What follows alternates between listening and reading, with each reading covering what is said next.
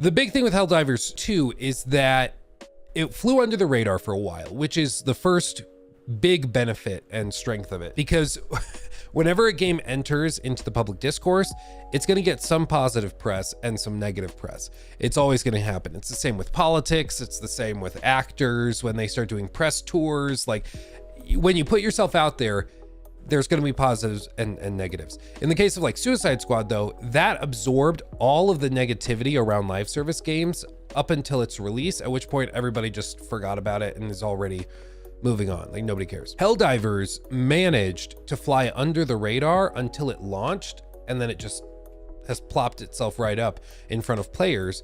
And the real strength of it is the word of mouth. I mean, I've tried, we did it on stream the other day. I've tried to pull up videos and highlight reels and stuff of Helldivers. And as of like 2 days ago, there really wasn't very much out there on YouTube, surprisingly so.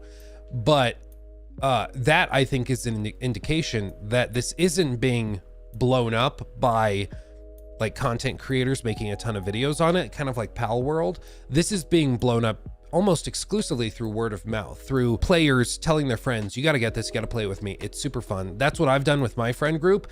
I ended up really liking it. I like lit up my whole group chat from my buddies from college. And now, I mean, that led like Caleb, Corey, Michael, Robert, at the very least 4 other people to go and buy this.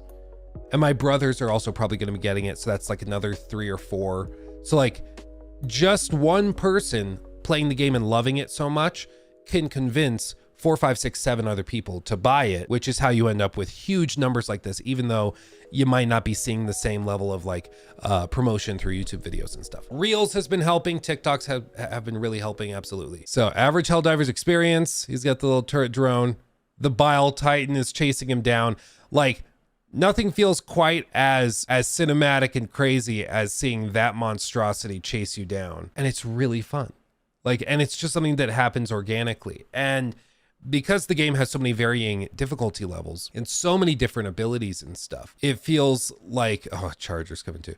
It feels like there's actually a potential to overcome these challenges. It's not going to be easy, but especially if you and your team are working together, you can potentially figure it out. Stim yourself, you got a broken leg, dude. The destructible environments really help it too, because all of the animals and bugs and terminators and stuff can like interact with the environment in very real, tangible ways. It's a game that empowers you to create your own crazy cinematic experiences yourself without any scripted stuff trying to carry you through. There are big boss class encounters, but it's not like they're very unique, like handcrafted boss encounters. It's just, we're gonna put this monstrosity in the general area of your objective, and then you got to figure it out. Or the objective is to take down the Bile Titan or whatever it is.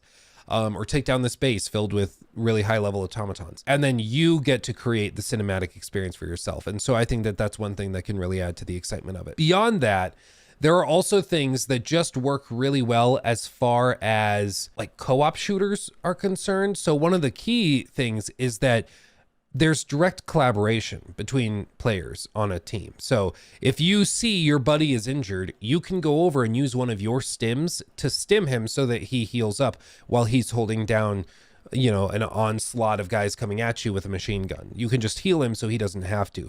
Direct collaboration feels great as a team. It just works. There's also ways that you can like refill your teammates' supplies by carrying around a supply backpack and refilling them that way. So again, direct collaboration.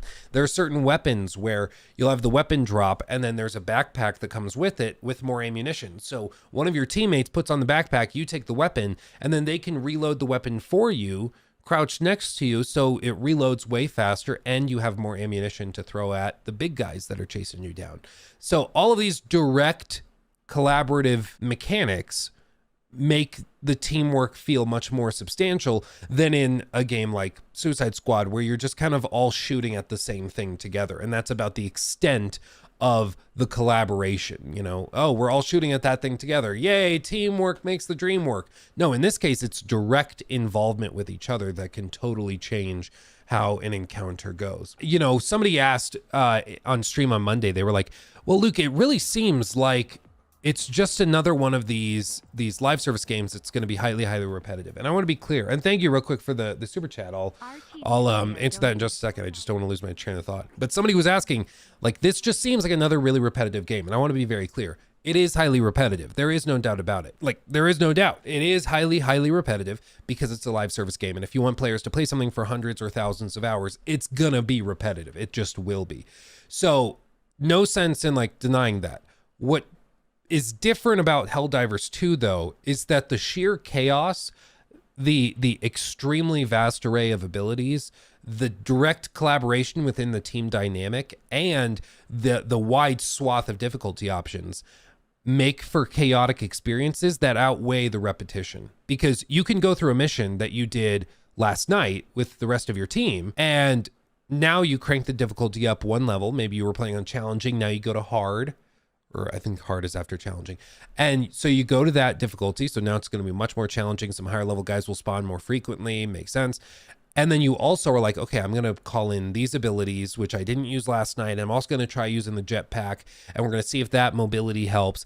And then you all go in there and you try it, and it gets so hectic, so chaotic. It doesn't really feel like you're doing the same thing over and over and over again. It's not like doing an escort mission once again, where you're just walking alongside the van as it drives along a predetermined path. So it's just, it manages to introduce the chaos that makes it feel different each time, at least a little bit different each time. I'm sure after 100 or 200 or 300 hours, it will start to feel repetitive regardless. But as of right now, yeah, I've done missions that have the same core objectives, like launch the ICBM off into the distance, go do that. And that's the core objective.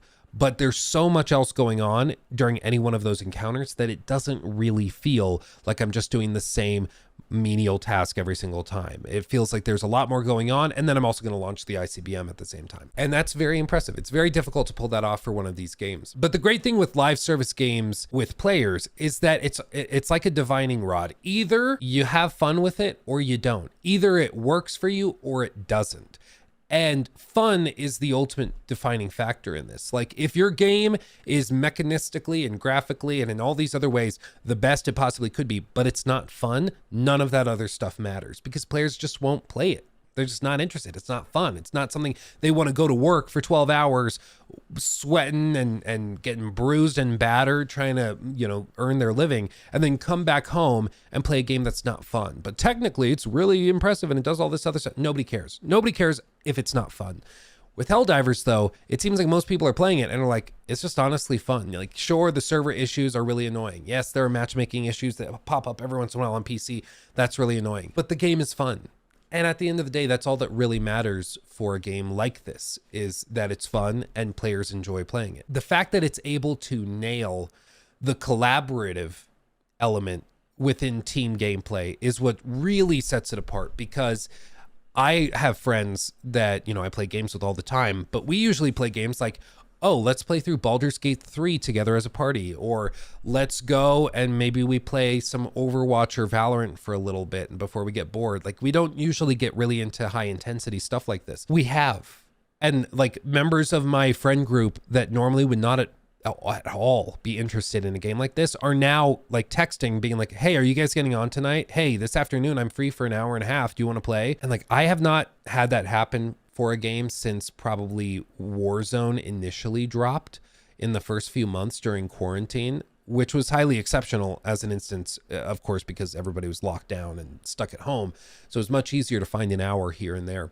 But this is an instance where a game is just so fun that at least my friend group is loving it and just wants to dive into it, which is awesome. Let's see, Aaron, Helldiver nailed the fun. Me and the boys are going full Rambo on these bugs. Yeah, dude, my favorite are the automaton levels and planets. Those are my favorite personally. Brother Lady, I really want to get it, but I don't want to spend money on PS Plus because I feel it's not offering me much benefits for the $80 year price tag or 25 for the 3 months. It is stupid. Like, I know they're like, oh, we have to pay for servers and stuff. It is just baffling to me that in 2024, though, you still have to pay for online connectivity. Like in 2010, sure, it kind of made sense, whatever. But now I'm like, come on, guys. Come on. Let's see, Daniel, man, it's a live service game with a lot of fun elements for $40 and its skins are like $6 versus Sushi Squad being $70, boring Fortnite wannabe with $30 skins.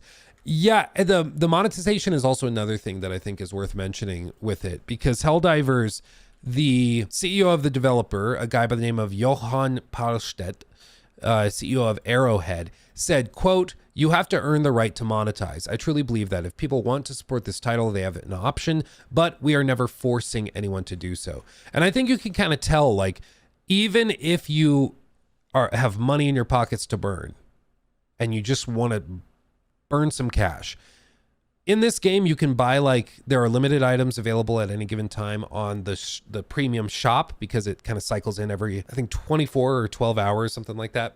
But they cycle through. So you could buy those skins. A lot of them are like helmets and capes that have no effect, don't do anything, don't have stats. Sometimes there'll be like an armor set available, which has, it might be heavy armor, which has different stats than the medium armor or different stats than the scout. But it's not like pay to win, because you can get all of those armors through the basic like battle pass. And it's just like a different type of armor. It's just different. It's not like one is clearly better than the other. And then if you still have cash to burn, you could pay for the premium battle pass thing. But the thing is, when you buy the premium war bond pass, whatever, you have to spend medals that you get by completing gameplay objectives and missions. You cannot buy medals to buy levels in the battle pass, basically. So even if you pay extra for the premium battle pass, you still have to go through the same process as everybody else of playing, completing missions, earning those medals to be able to redeem the things on the premium battle pass.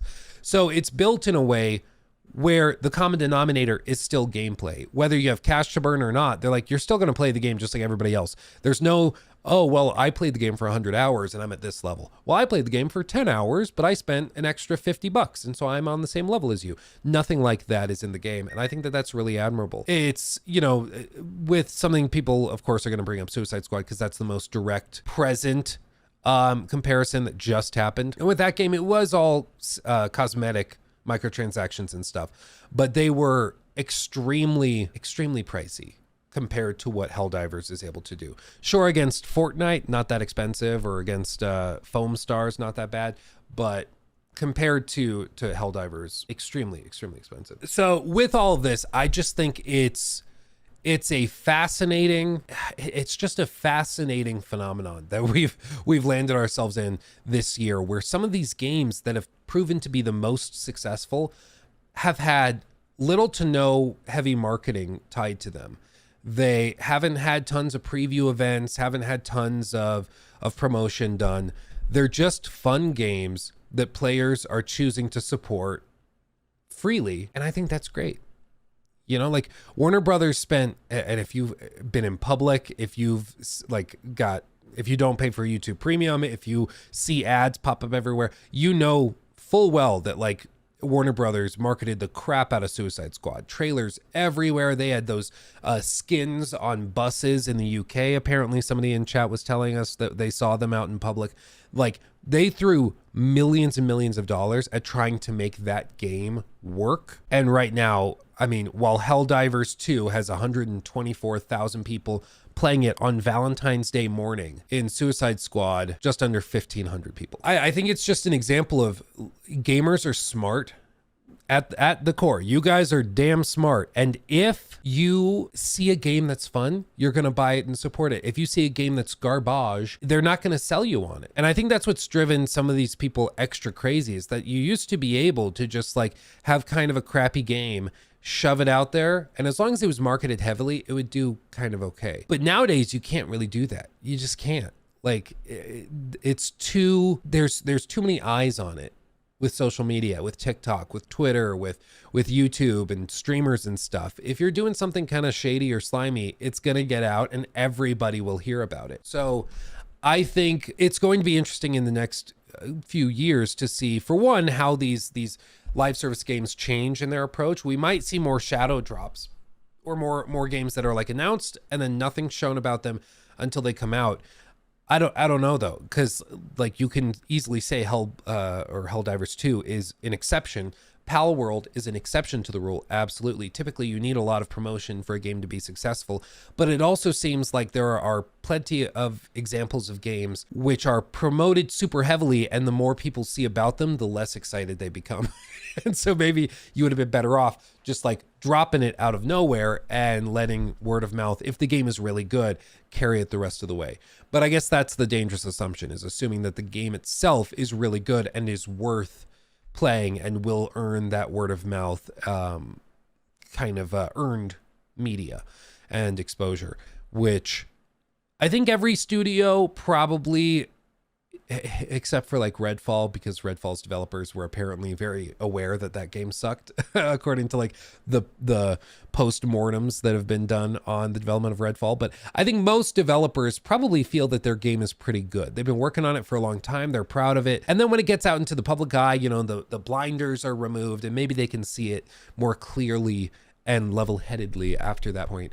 But I think in a lot of cases, like they probably have an inkling of how the game is going to be received. You know, like I don't think anybody is so obtuse that they have no idea how it will be received. They might be like, oh, we can justify every design choice we made, but maybe like the YouTubers won't like this one or the reviewers won't like this one. And like proof positive is like with Suicide Squad not allowing reviews to go out. If they thought that the reviews were going to be 10s or 9s, they would have sent out review codes and let people play the game and review it.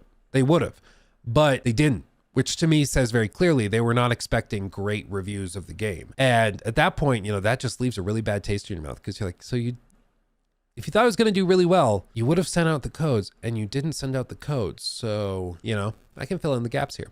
Kinomansky, I think the best marketing for Helldivers 2 is to release content 1 week after Suicide Squad, every Suicide Squad season. Yeah, that's actually not a bad idea. Honestly, if Helldivers 2 is able to add like more of these kind of procedural planets, maybe each season or update is a new type of environment, that could be really cool.